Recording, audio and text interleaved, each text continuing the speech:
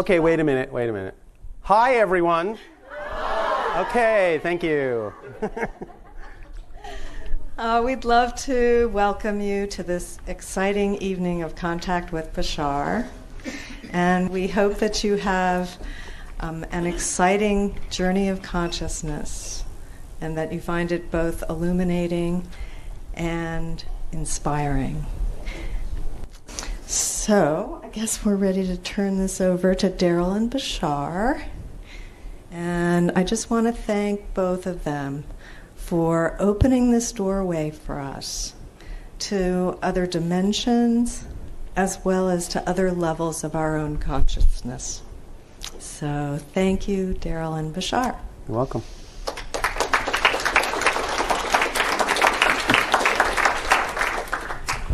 Thank you. Hi, everyone. Thank you for coming tonight. Always like to check and just take a little poll. How many people are here for the very first time? Quite a few. Thank you very much for coming. What you will experience here tonight, I don't know how many of you are familiar with channeling in general, but it's just really getting into an altered state to allow another level of information to come through, whether that actually is coming from another entity outside the channel or whether it's another part of the channel's consciousness is really not the point.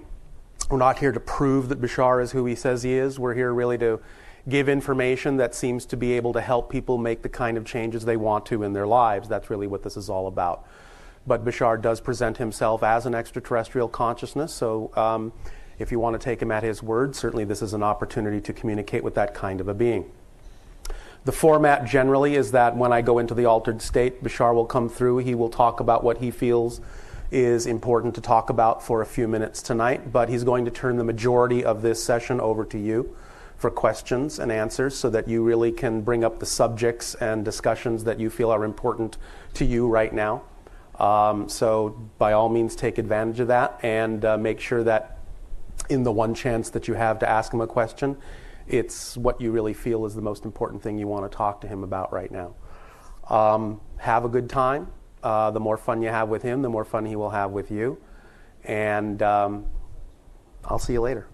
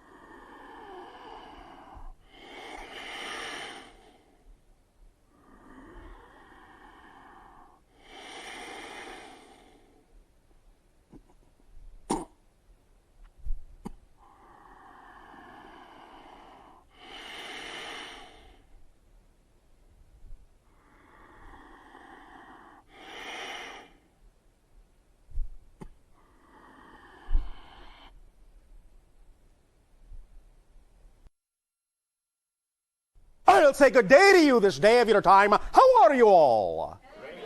All right, thank you. We will proceed this day of your time by first of all thanking each and every one of you for the co-creation of this transmission. Each and every time we are allowed to experience your civilization, it affords us an opportunity to understand that many more ways that the infinite has of expressing itself within creation, and this to us is a gift. So we thank you for the sharing and this opportunity to see more facets of the multidimensional crystal of all that is. We would like to begin this day of your time with a little bit of an idea that we will call the state of the future union.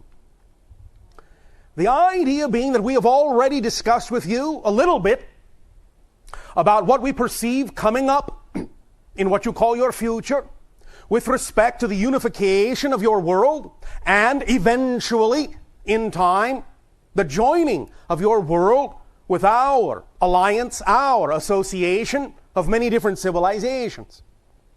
Now, again, remember, there is no such thing as a prediction of the future. There is only a sensing of the energy that exists at the time the prediction is made. It's a sensing of the present energy. And if that energy does not change, then the events that are discussed will come to pass. But energy always changes. Sometimes, though, there is a great deal of momentum behind a particular course, a particular path, and thus it is unlikely that that energy will change, and therefore more probable that the event discussed will come into manifestation. We have talked about the fact that it seems probable, likely, that somewhere after your year, as you count time, of 2015 to 2025, it will be a certain fact known by the majority of people on your planet that extraterrestrial civilizations exist. I am not saying there will be mass landings of craft in that time, but you will know we exist. Then, between your year of 2025 and 2033, it is highly likely that you will have some open contacts that are going to be, in that sense, publicized. And thus, then it will lead to further interaction that will ultimately result sometime, most probably, as we read your energy now, before your year of 2040, in Earth becoming a member of our alliance. Now, during that time of acceleration, during that time when you become aware of the existence of other civilizations and the time you take your place in our alliance by your own choice, several different things obviously will have to happen on your planet. And what we'd like to give you right now is a reading of the energy that exists as we read it now, of the most likely probable scenarios of exactly in what manner the unification of your planet may take place over time, in stages, as it were. This is not necessarily in any particular order. It is somewhat difficult to read the timeline in the way that would give us an exact order of these things, but there are likelihoods. One of the things that will begin to happen is the creation of what we perceive to be called the North American Alliance. And that will be between what you call your United States of America and your Canada. It will join together in what you would call fundamentally, politically, one nation. This will then be followed eventually by the idea of what you call your Central American region. But that will take a little bit longer, as certain other kinds of conditions will need to be worked out first. You have already begun to see a little bit of this in what you call, of course, the origination of your United States, and of course now, more recently in your history, the creation of what you call your European Union.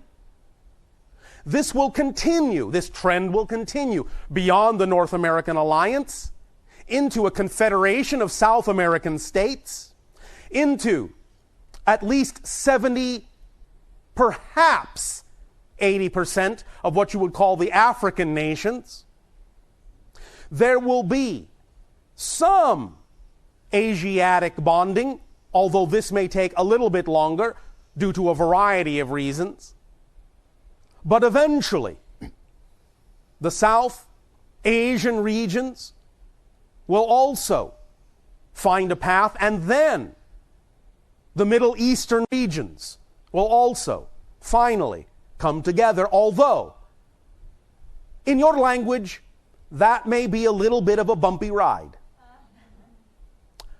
However, somewhere around your year of 2035 to 2037 or 39 at the latest, all those unions, at least in some sense politically, will begin to function, will find their footing, and by those later years will be cohesive enough for our alliance to consider them as qualified to join the membership on the entry level of what you would refer to as an interstellar alliance. And from that point forward, of course, you will have open assistance in furthering the unification of your planet. As you say, cleaning up the loose edges from that point forward. Somewhere by your year of 2050, you will find that you are well on your way to going into the next level of your membership in the Interstellar Alliance, the Association of Worlds, the Federation, the Star Nation tribes, whatever you wish to call us, we don't care. We don't really have a name for it. These are names that just translate into your language on Earth. But we understand ourselves in that sense to be a family. And so, you are heading towards joining our family, and this is why we already consider you to be members of our family and are having these interactions with you in this way at this time to lay the foundations and lay the groundwork for the state of the future union of your planet that you call Earth in your language. One of them anyway.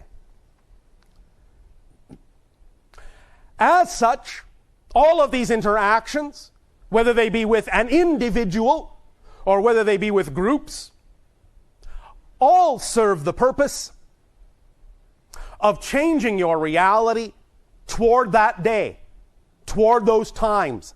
For remember, it is one of the principles that we have talked about many times, is that if you change anything, any part of the whole, even a little bit, you change all of the whole. Any change is a total change. And if you wish to begin to look at it that way, you will see the profound effect that looking at it that way will have on your individual lives as well as your collective experience on Earth. Any change is a total change. Not just a little change, a total change. Even if it is only different by one atom, a different universe is a different universe in totality. Learn that every change means you are, in the next moment, a different universe entirely. And can create from that point forward anything you wish. We will be discussing more of these principles of deep core changes tomorrow of your time. And we will be asking the question, why are you here? Now, at this timing, we will extend to you our invitation for interaction. You may proceed however you wish with questions and answers.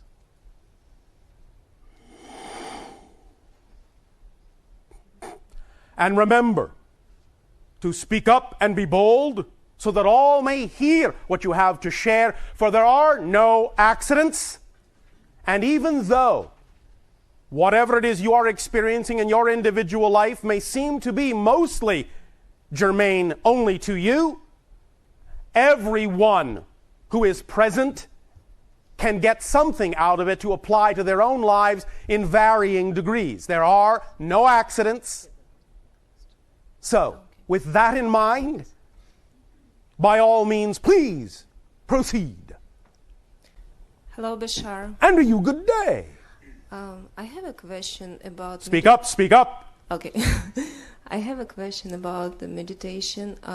You have a question about meditation. Which was in October last year on the Yes. spaceship. Yes.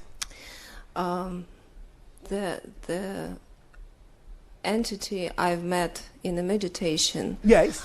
was completely unknown to me, but at the same time,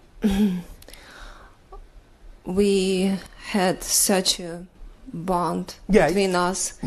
And first I thought it was no shape or no color or nothing very specific.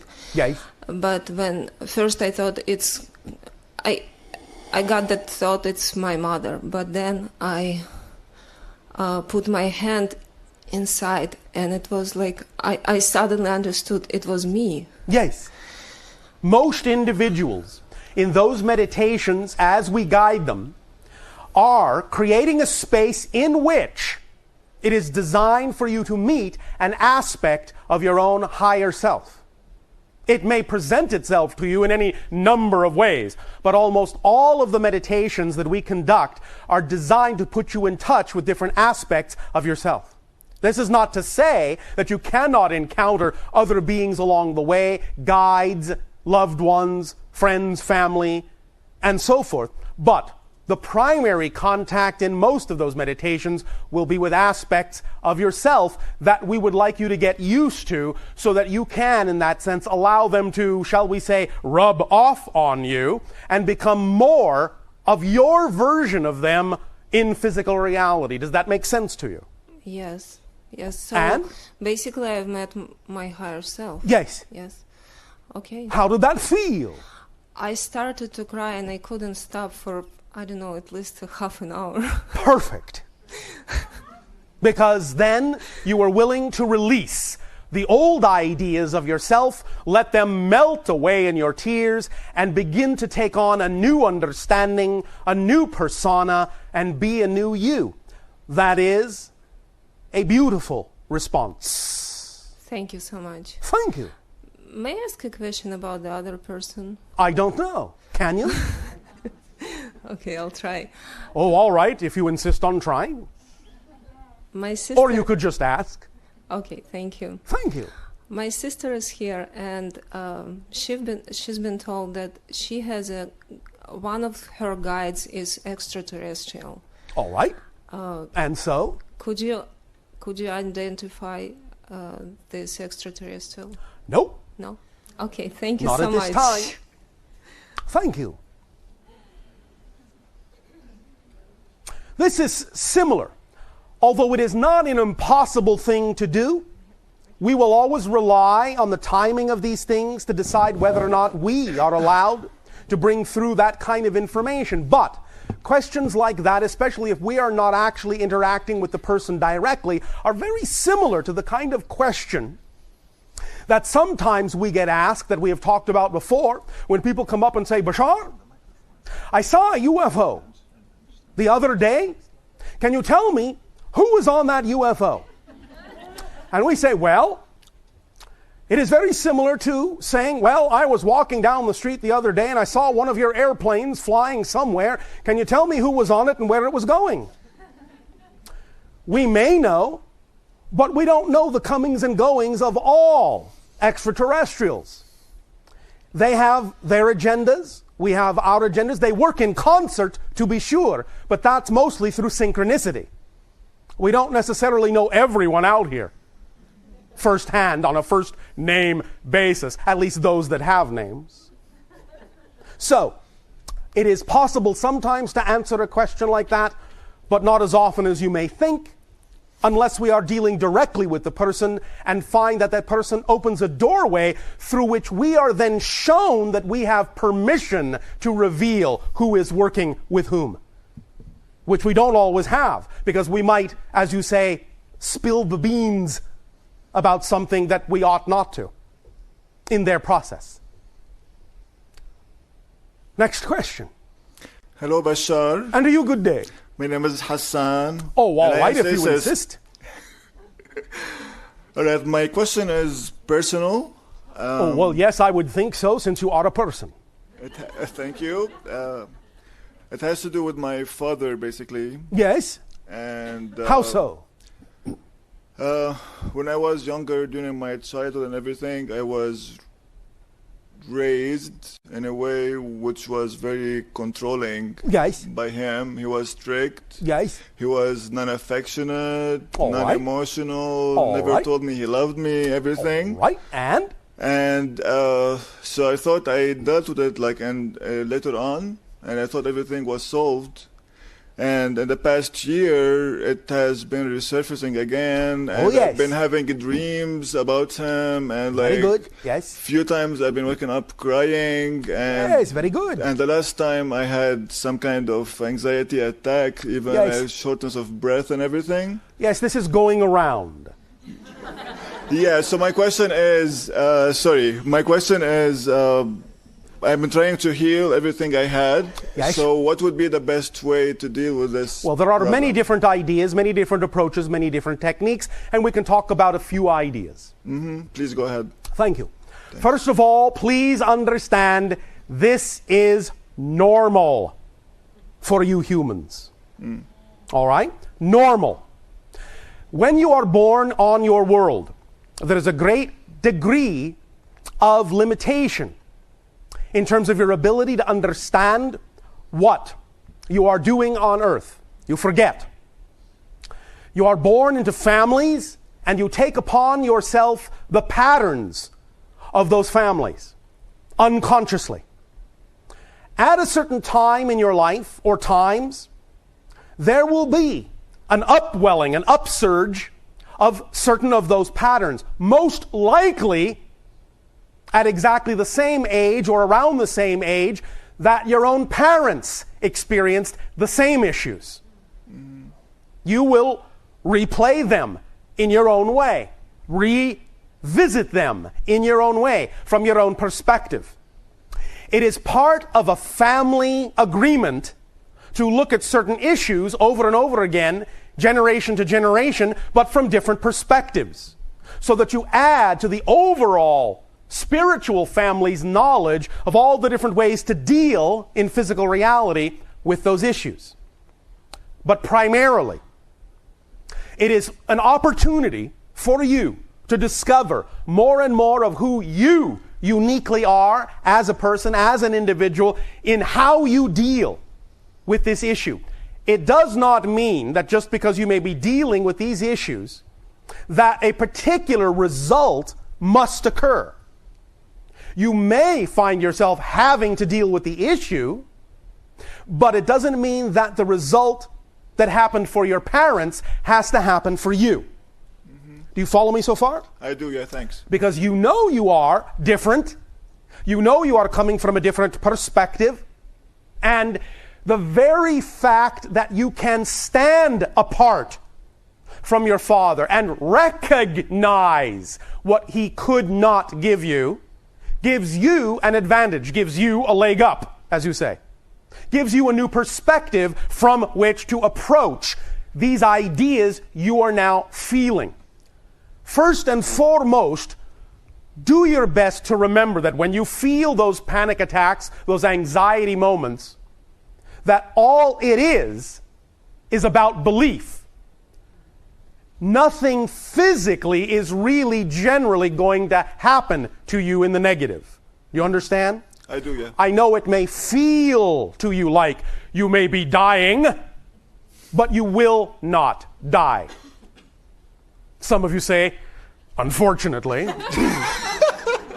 Nevertheless, the point is, you are being given an opportunity to experience an idea, a perspective, to handle it in your own unique way, and for the most part, to simplify this before we go on, for the most part, the purpose here is to really decide very clearly for yourself who you are as compared to who you are not. The experience gives you a better understanding of who you are not. Because the reason you're having the experience is because you are unconsciously comparing yourself to who you have been taught to believe you should be, and comparing that with who you know in your soul, in your spirit, in your heart, you really are. So this is a good thing. It means you have arrived at a place in your life where you are ready to make that comparison, ready to understand who you really are as opposed to who you are really not, which is the legacy your father gave you, a good measure of all the things you know are not who you prefer to be, so that it'll be much easier for you to define who it is you do prefer to be. In short, easier to be the light when you are comparing it to the dark. You follow me? I do, yeah. So, if you will use it that way, allow yourself in those panic attacks not to hyperventilate, stay calm, use a paper bag if you need to breathe into, keep yourself calm, and just remember, this is an opportunity to reveal another nugget of information about yourself and approach it with positive meaning to get a positive effect from the experience.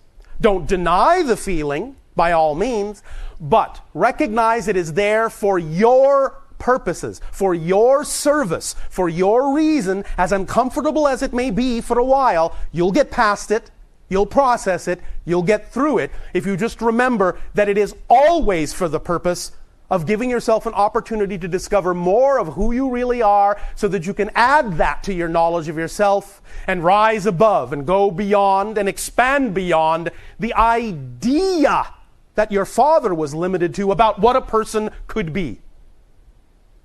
Does this help you? A lot. Thanks so much, Bashar. And pleasant dreams to you. Thank you so much. You are welcome. I do have a second short question, actually, which has to do... what, about 2 feet tall? Maybe a bit less, I don't know. All right, 1'6". A short little question. Yeah, more like it, yeah. Yes? It has to do with ego, which I guess everybody has. Oh yes, you have to have that to actually exist or function in physical reality. Now, balancing it is the key. Exactly, this is my question, basically. Yes. I've been trying, like, every moment, sometimes something appears to happen, and it starts to bother me, and I have emotions about it, and then I say let it be to myself, and it all clears out, basically, because I'm aware of it, that it's happening. And it has to do with the ego trying to, control my emotions. Yes. Enough of that. So. Oh, all right. All right, again, the steps are generally as follows. Acknowledge the feeling you are having. Never deny it. Never gloss it over. Never push it down. Own it. You cannot change what you do not own. Step 1. Once you have owned it and say, all right, this is what I'm feeling. This is how I'm reacting to this situation. I know I'm reacting in a negative way, but that's what I'm doing. I own it. I acknowledge it. I accept that's the choice I'm making. That's step 2, recognizing it's a choice to react the way you're reacting. Now, what is that choice based on? I'll tell you. Thank you. It's based on your beliefs, your definitions, what in a sense has been fed into you, most likely in childhood, about what you believe is most likely true about yourself in comparison to the situation that's happening around you. So any reaction you have to a situation emotionally is going to be based on what you believe is true about yourself relative to that situation. You follow me? I do, yeah. You have to have, here's the important part. You have to have a definition in order to have an emotional response. If you don't have a definition, you will not have an emotional response. If you have a negative definition, which means a definition that's out of alignment with your true self, you will have a negative emotional experience. If you have a positive definition, which means a definition in alignment with your true self, you will have a positive emotional experience. It really is fundamentally as simple as that. So, if you are having an emotional experience you don't prefer to, acknowledge it, own it, accept it, and then ask yourself the all-important question, what kind of belief would I have to have about myself in this situation in order to have this kind of an emotional reaction? Start exploring what those definitions are, what you've been taught to believe that is true about yourself. It doesn't mean it is true, but you've been taught to believe it's true. Yeah. You see? And that's what helps you get in touch with what those definitions are. And once you get in touch with them, and again, we will be going into this more deeply tomorrow with regard to core beliefs, core issues. Once you get in touch with them and define them, once you have identified what the belief is, it is automatically turned off. Identification of the belief diffuses the belief. Then you can replace it with a belief you prefer and have the emotional response from that point forward you prefer to have. But only if you truly get in touch with all the fundamental, foundational core beliefs that support all the other ones. And that's why it's so important to have that discussion, because we understand that beliefs can come in many layers, many colors. And they can, in a sense, seem as if they have been diffused, but there might be underlying fundamental foundational beliefs that still may bring them back. But understand, it's always a choice, always a choice. And I will guarantee you all this. Whatever it is you discover about yourself when you explore the depths of your core beliefs, I guarantee you, absolutely, 100%, without any hesitation whatsoever, I guarantee you that the most core belief you will always wind up with at the end will be that you are unconditionally loved and beautiful. Guaranteed. That will always be the one underlying every other belief. And we will go into more of that tomorrow of your time. All right? All right. Thanks so much, Bashar. Thank you.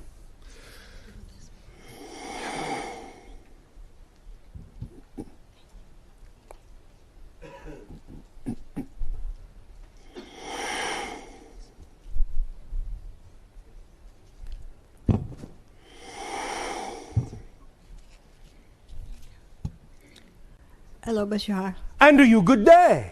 I'm Willa. Oh, all right.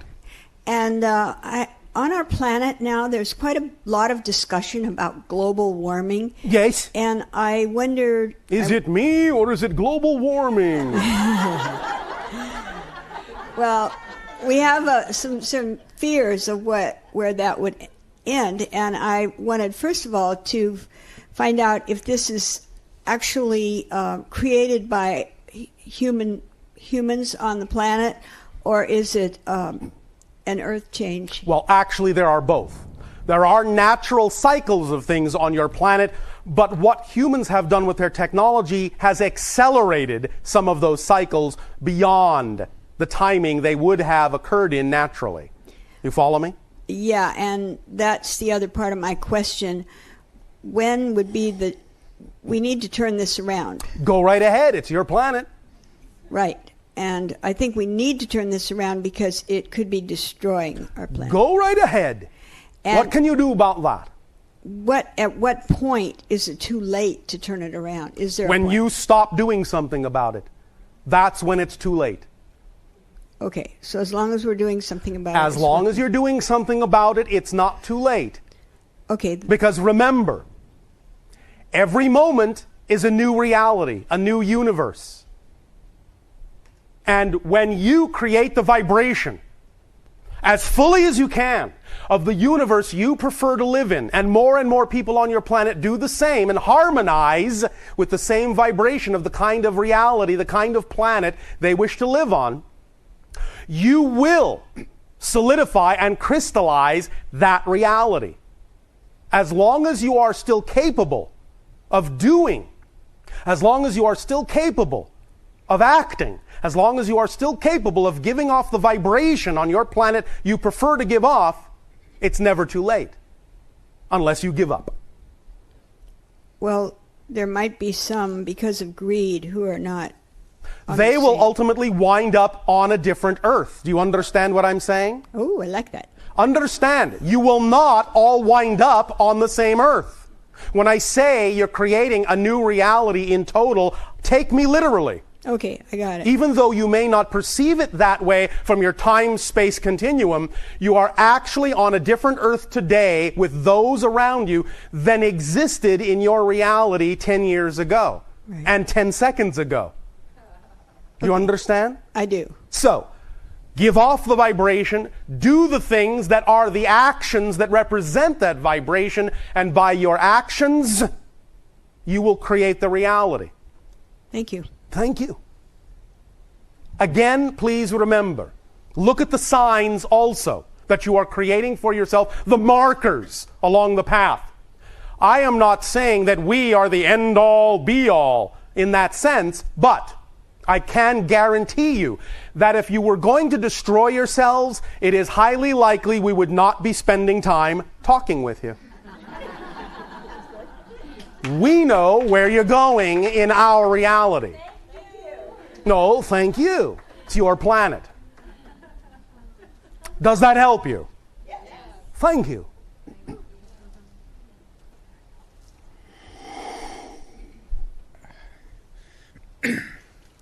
Hello, Bashar. And to you, good day. It is such a pleasure to be here. It's such a pleasure to be interacting with you. And I realize that there's a gathering going on in your world or dimension, you may call it. And I realize also that there's a gathering going on in my world or dimension, and there's a lot more than just me that's here right now interacting. Absolutely. Isn't that awesome? It is full of awe. Yes, it is. It is so great. I've got so many questions, but I couldn't bring a filing cabinet in here. I thought that'd look kind of goofy, so. Goofy. Oh, all right, we understand. My question that I will ask right now. Yes.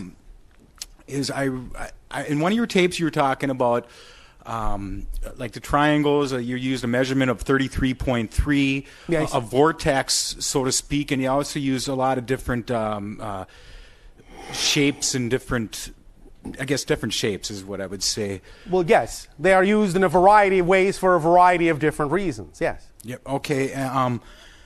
I want you to kind of talk about that a little bit because it just seems so simple. I mean, I actually could like just build something 33.33 triangle in any measurement. We're talking, feet, inches, and use it for a vortex to draw on more energy because like there's the movie that's out called What the Bleep. The little kid says, how far down the rabbit hole do you want to go in? Yes. I want to get real deep in it, and I would love to draw on energy. Believe me, you're deep in it. All of you are deeper than you think. Yeah. But yes, to answer your question, the idea is that, again, the vibration that you create in your reality will also determine how advantageous some of these tools will be for you. If you are driven with your imagination to work with those kinds of tools, that's a sign right there that those are the kinds of tools that will probably work best in the vibration you're giving off. So by all means, give over to it. That's what play and imagination are for, to align you with the tools and allow you to create the tools in your imagination that will work best for you in the vibration reality you give off. Great. So that could be just a big thing behind it is your intention. Your intent Absolutely. behind it. So without expectation. Because many times the expectation is will actually put limitations on the tool when in fact it could deliver more to you than you might have originally envisioned if you will simply be more open-ended about how you explore and experiment with it and let it lead you into a more precise understanding of how to use it specifically in your vibrational reality. That's what learning is all about. Great. So are you saying, let's say I build a vortex field or something, and I have really good intent, and I have a lot of imagination. What does good intent mean? Define good intent. What the purposes of it that I want to use it for, meaning that I don't want to like all of a sudden build a house through it, but I why not? My expectation. Why not? Because it's an expectation then. To build a house? No, to have a house go through a vortex, so to speak, or have something magically appear or something like that. It doesn't mean it cannot happen, doesn't mean it cannot be real, doesn't have to be an expectation, depends on how you frame it. Okay. Nevertheless, the point is the more you are willing to understand why you are attracted to that particular tool, representation or manifestation, the more you will understand what your vibration is all about, and the more you will understand what's actually possible in your reality. I believe anything's possible, so I could even let's make up my own tool. All right. Well, I'll put it then more precisely in your language.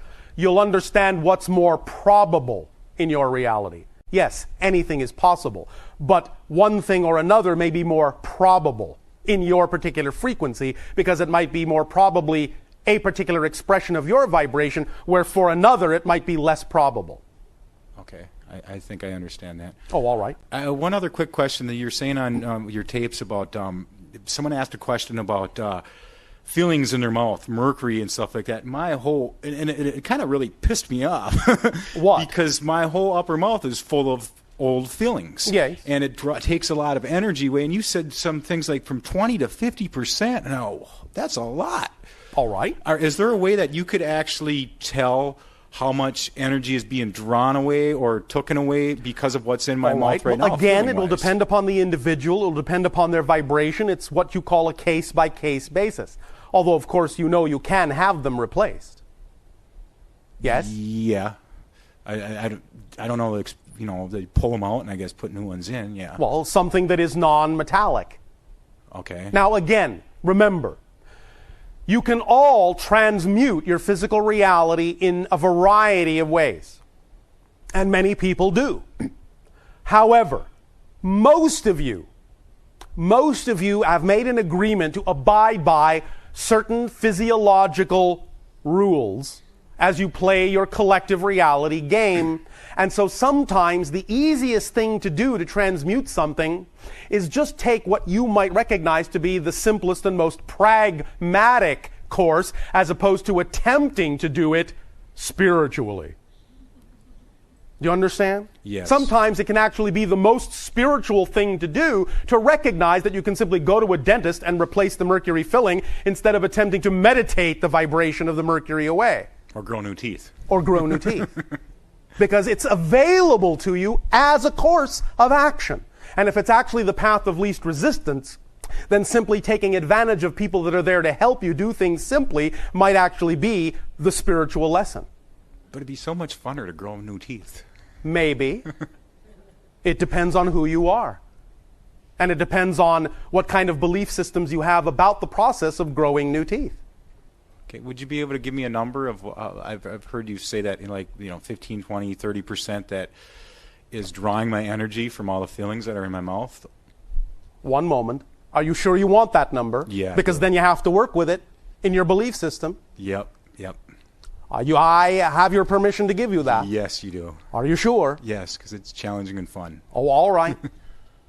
One moment. Now, it is not the idea so much of what you would call a drain, but it is the idea of what you might call a redirection. Okay. First of all, our reading of you is somewhere between 35 and 37%. That's a lot. If you say so. Very good. Does that help you? Yes, it does. Thank you very Now remember, much. That's our perspective at this time. All right? Okay. Thank you. Great. Thanks, Bashar.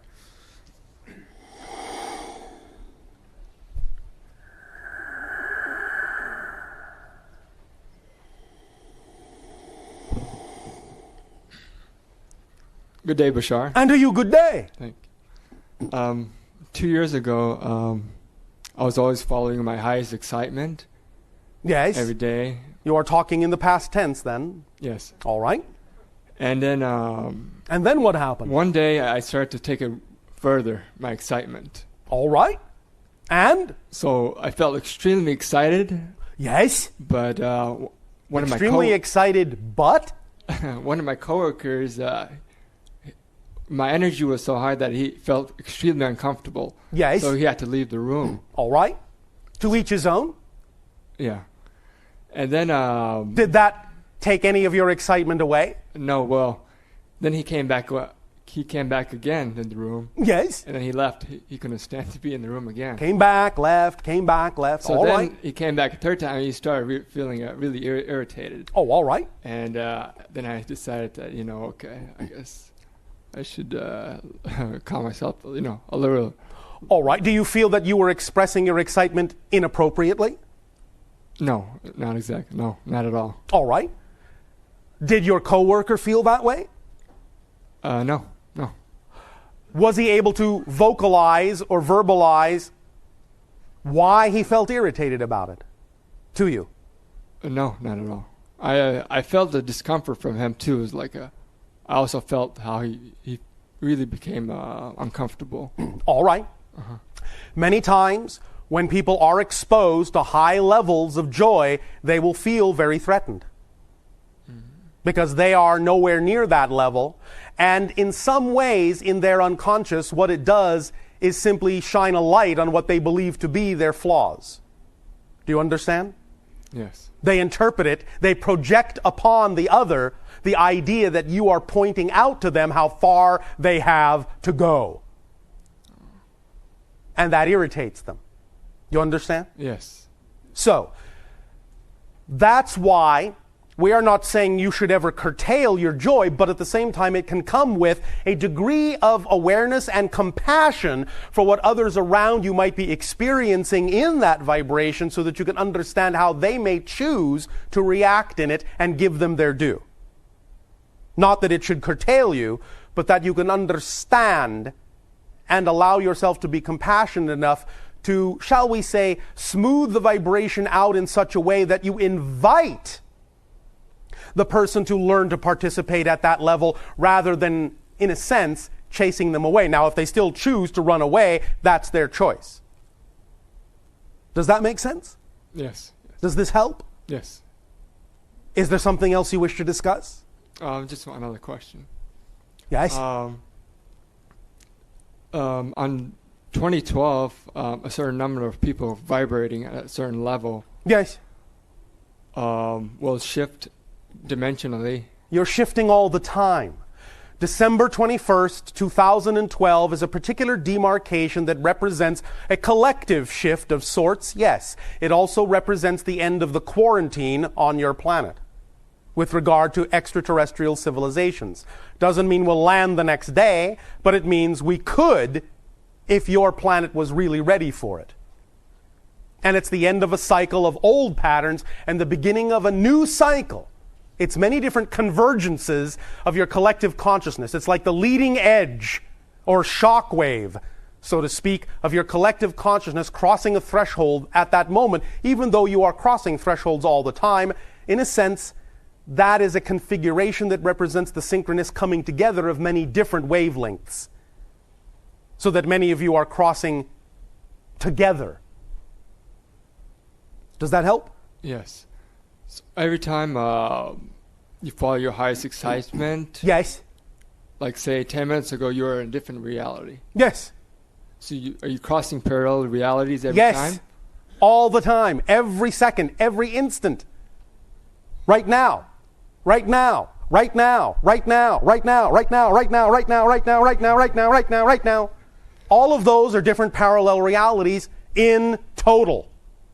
And say you're suffering, you're having a hard time, then you'd also, it goes the same way, right?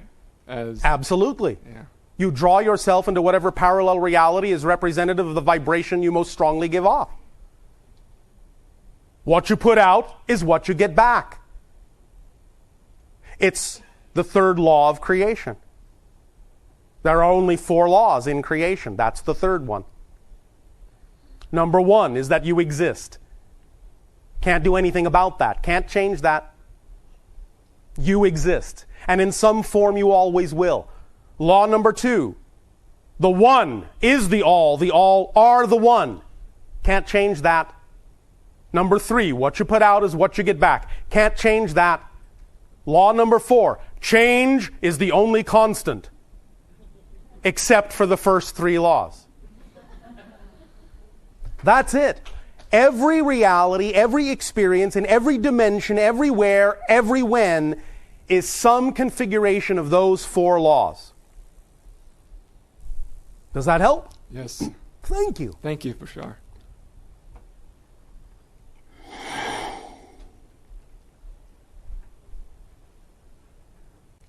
Hi, Bashar. It's Annie. Oh, all right. And to you, good day, Annie. Thank you. The first thing I wanted to say was thank you, because it was over 20 years ago that I heard you say the magic words, "You are the creator of your own reality." Yes. And it changed my life. Thank you for changing your life. Absolutely. Thank you. But since you started this evening talking about when there might be open interaction on our planet, I was wondering if you started to touch on it, what would the groundwork look like in our future? Will there be more an increase of one-to-one contact? Will there be more books? Will there be more channeling? No, we are talking about the idea of an increase of actual physical contact starting in isolated areas and eventually going more and more public on larger and larger scales eventually. But the groundwork for that, one of the things we have talked about that lays the groundwork for that, is the creation of cohesiveness between all the nations on your planet, or at the very least a majority of them, in creating a global contact protocol. Because if you were to have open contact tomorrow, you wouldn't have a globally coordinated protocol with which to respond to it. So getting everyone, or at least the majority of everyone on your planet, to agree exactly how you would respond to such an open contact is one of the foundational elements. And this is now the reason why there are so many more groups coming up that are discussing the subject of what you call, in your language, exopolitics, which is the politics of extraterrestrial civilizations as they relate to your planet. So that you can begin to lay the foundations in your laws, in your, shall we say, customs, about how you will go about interacting with us. Because we have to take our cue from you. We can't just come in and tell you how it's going to be done. It's your planet. We have to take our cue and respect what you have set up on your planet as the mode of communication, the mode of doing things. This is why we are having these talks now, is so that we can find more and more common ground. And as we find more common ground philosophically, then we will literally find common ground on your planet on which to have the interactions. Does that make sense? Absolutely. Does that help you? Yes, it does. Anything else? It seems to be that there's, at least in my circle, a lot of people who had stopped channeling all of a sudden are feeling the push, shall we say, to open it up again. Well, yes, these things will go in cycles, because sometimes, even though, again, we leave it up to all of you to determine the cycles and timings mostly, there are times when we understand, based on our collective agreement with your own higher consciousnesses, it is time for us to say something to you. There is something you need to hear in that way. And so they'll feel the urge to, shall we say, download that information. Understand that to us, speaking of the difference between what you might call our technology and your technology, understand that to us, the best receivers are you yourselves. Not the idea of radios or other technological devices. You are already designed to be the perfect senders and the perfect receivers, biologically. And that is why most of the information at this time, regardless of what your scientists would like to have happen, is actually coming through people rather than through radio telescopes and such. Because we have already established a methodology of forming a harmonious vibrational connection through the biological life forms on your planet, and it's just the way we choose to operate for a variety of reasons. First and foremost being that when it comes through a person, no one on your planet has to believe it's true. Thus, we are sharing information without forcing anyone to believe it, which is how we operate. We have a complete hands-off, non-interference perspective. It's up to you to decide to meet us halfway by adopting these concepts that we live by, but we in no way, shape, or form require you to do so, because if we did, then we wouldn't really ultimately be interacting with unique beings. We would only be interacting with beings we had made into the images of ourselves. And what would be the purpose in that? Does that make sense to you? Yes, it does. Thank you very much. Thank you.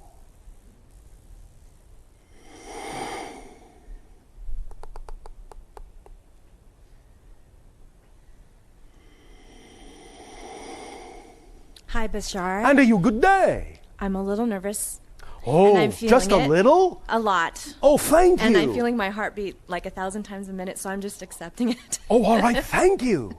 Well, how exciting. It is exciting. Yes. It's just a different exciting. Yes. I have a question that's an old world question. An old world question. All right. Well, let's go back to that parallel reality for a moment so that we have a context in which to discuss it. It's a Jesus question. A Jesus question. All right. A Yeshua question. A Yeshua question. Yes. What about Yeshua? Since Easter passed us. Yes, but it's coming around again eventually. Your planet has a habit of doing that, orbiting around its central star. Oops, there we are again. Yes. What is your Yeshua question? I'd like to know if he was truly crucified. Yes. Truly crucified. And did he resurrect 3 days after? In a sense. Now, this is where it gets a little tricky because this is a prime example of the concept of splitting into parallel realities. In one, absolutely. In another, no. And in yet again another, something else again. Understand that being had the capacity and the knowledge to understand exactly what was being done and what kind of impact would branch out from that and how it would create a multitude of parallel reality offshoots and give them energy and momentum so that all could decide what it is they wanted to believe, what it is they wanted to relate to, what it is they wanted to understand about that being's message, which was primarily, you are all like me. That's the second coming. The realization that you are all like that. The discovery of what you call the Christ consciousness or the Buddha nature or the Krishna spirit in each and every one of you. But it was done in a way, like what we have just explained a moment ago, to give each and every one of you the choice to decide what you would and wouldn't believe was true for you. Does this make sense to you? And it helps me deeply. I don't know why it does, but it does. Well, all right. Thank you. Now, understand also that the symbolism also is, and this is the, shall we say, interpretation, the spin in a different direction on the idea that is bandied about in your religions that Jesus died for your sins.